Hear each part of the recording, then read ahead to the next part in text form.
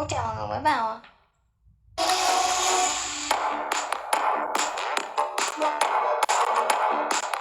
Cảm ơn Duyên em. Cảm ơn anh hai. Cảm ơn anh Chiến nha. Không chẳng thấy gì mọi người ơi. Cảm ơn anh Cô Tê. Cảm ơn anh Ngô. Cảm ơn Viên.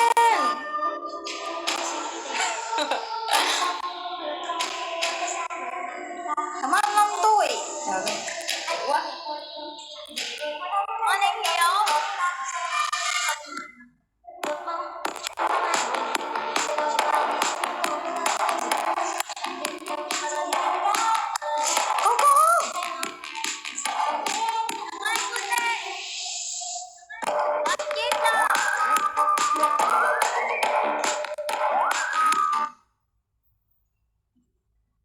Cảm ơn mọi người sau nhé. Thấy thế nào? Thấy gì vậy? Mệt nhoài cười nhưng trằn trọc mãi không ngủ được. Sáng thức dậy cứ thấy uể oải vô cùng. Mệt mỏi da mình không còn như trước nữa. Quảng cáo.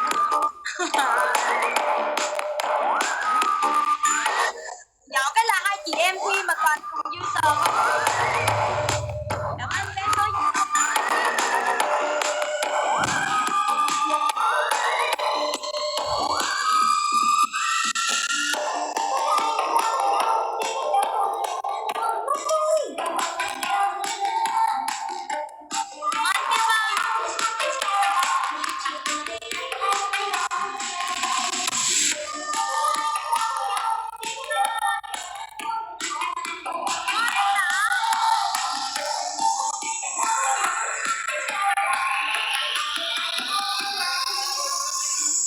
Không thấy cái gì luôn mọi người.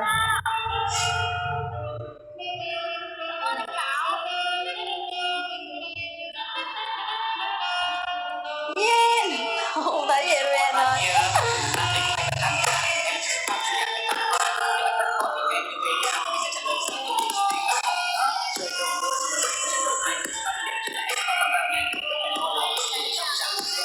Cảm ơn bé Vân anh.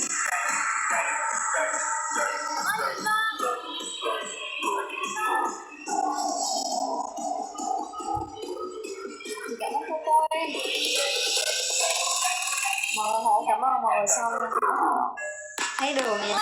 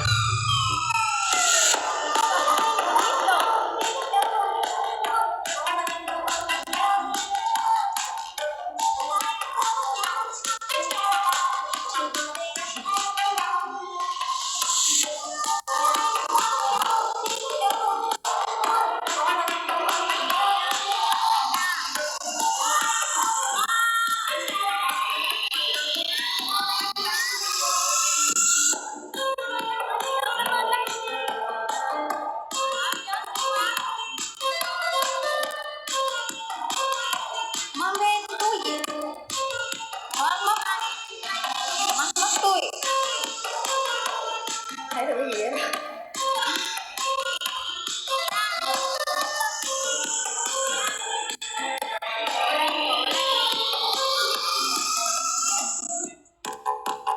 Cảm ơn chị Si.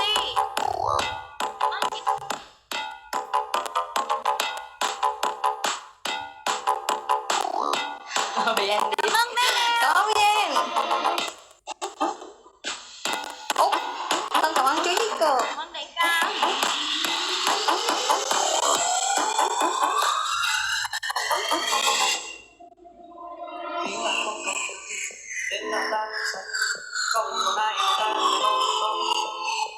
Cảm ơn Trần Thắm à. Ủa Trần không chứ.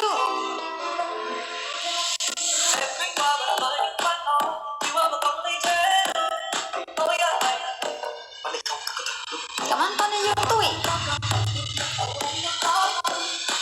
Thank you.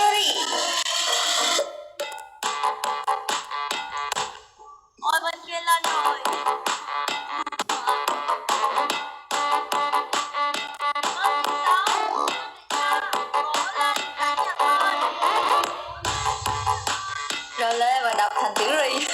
Anh rồi Lê. Cảm ơn rồi Lê ạ.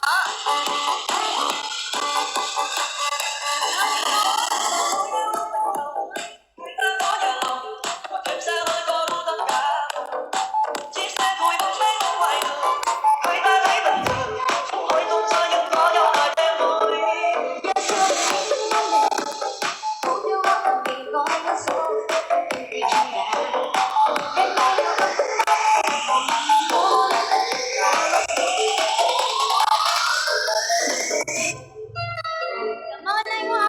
Chị phải chết quá. Cảm ơn anh Út, cảm ơn đại ca. Đẹp quá à, cảm ơn mọi người.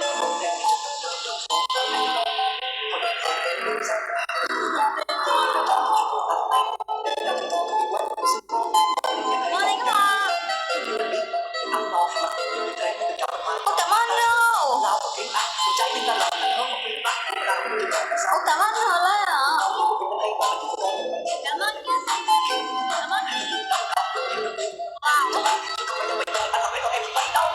Ủa, Viên. Ủa, cảm ơn đâu.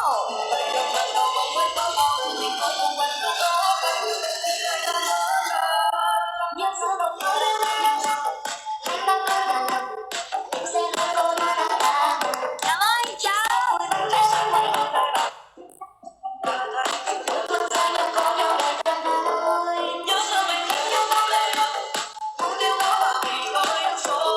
Cảm ơn Lê lớp.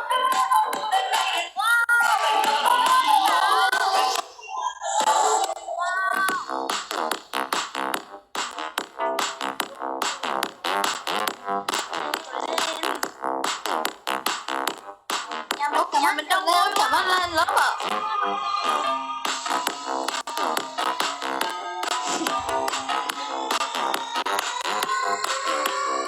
Cảm ơn Trần, cảm ơn anh Hoa.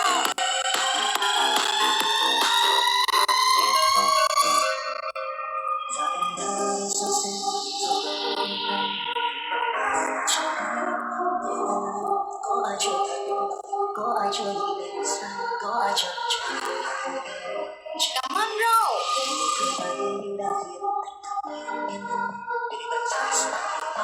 Ủa, cảm ơn rồi Lê ạ. Cảm ơn anh Trần. Cảm ơn Tần. Cảm ơn chị.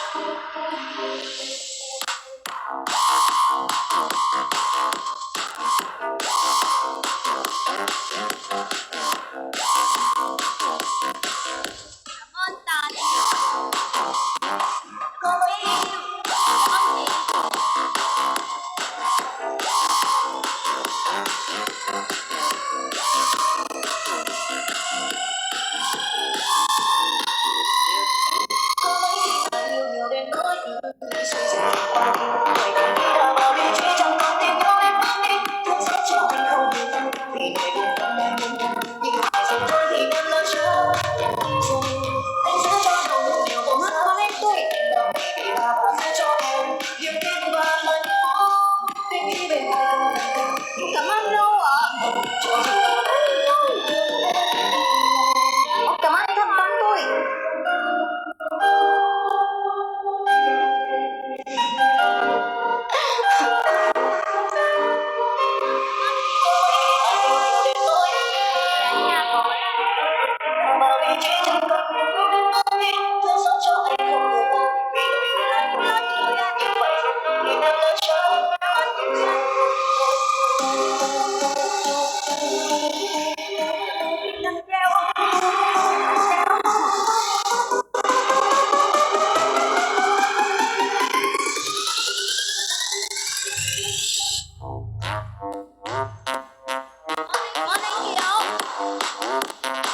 Cảm ơn Thanh Tâm tôi.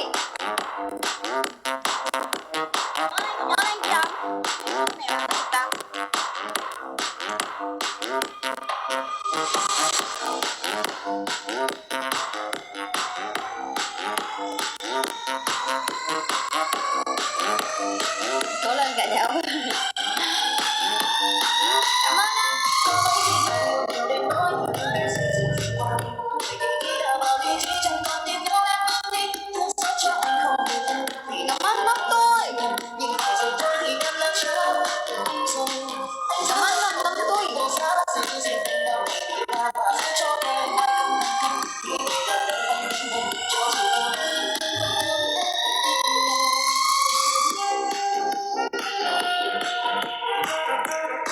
Tiến bên dậy, anh Tiến chưa dậy, anh con chưa.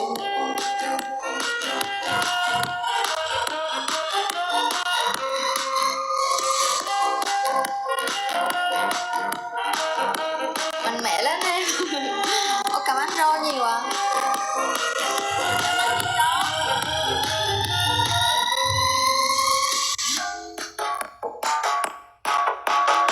Ô, cảm ơn Tuấn tôi.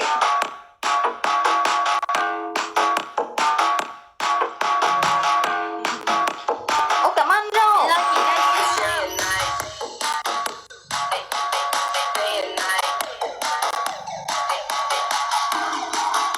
Cảm ơn Thành Tuấn tôi. Em cảm ơn chị Golly ạ. Cảm ơn chị ạ.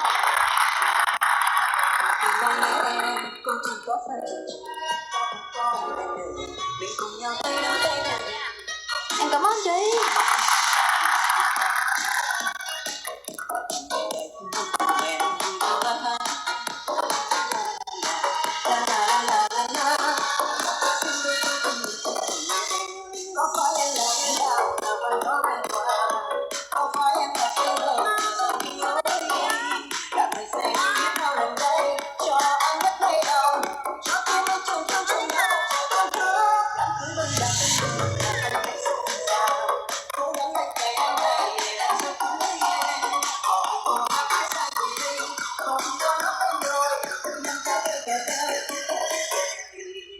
Anh xì ơi, bé nhỏ bằng ngang này.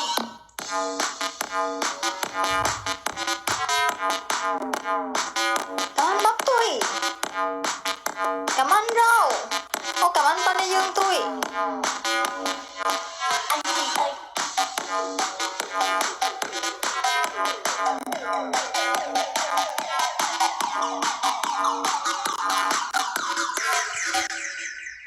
Anh xì ơi, bé nhỏ bằng ngang này. Lại thành tôi thích ai để tỏ rõ. Sợ tương lai mình có khổ, chỉ cần anh thích em đi qua rồi thảo không. Vô, về quê em yên bình cũng sâu yêu anh. Về yên bình vẫn là đất yên tây. Nhà em đủ ấm để anh không Cảm ơn Tùng ạ. là không bơ vơ, nên anh ơi nơi đây có em rồi. Trộm đồng nhà em bao la và bán cá, anh chỉ hợp tác thôi.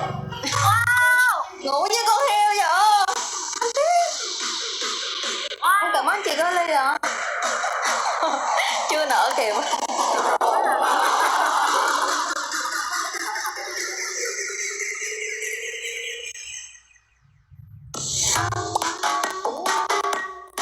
Ô, cảm ơn Tiến hả?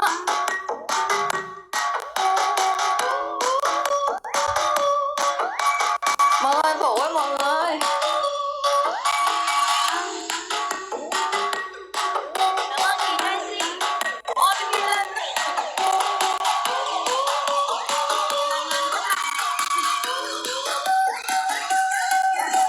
Có lắm mọi người. Mọi người có lắm mọi người.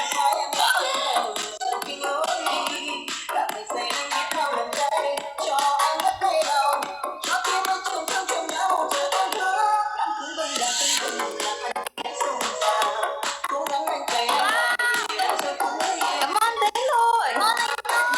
Tiến thôi. Ồ, hình như 25 thùng là mình sẽ được cấp 2 đúng không? 25 thùng là được cấp 2 đúng không? Ủa, top 1 là nhiêu chị? Top 1 bây giờ hình như 25 thùng á em. Bên đó. Ở bên đó. Bên đó. Không, 6 giây mọi người.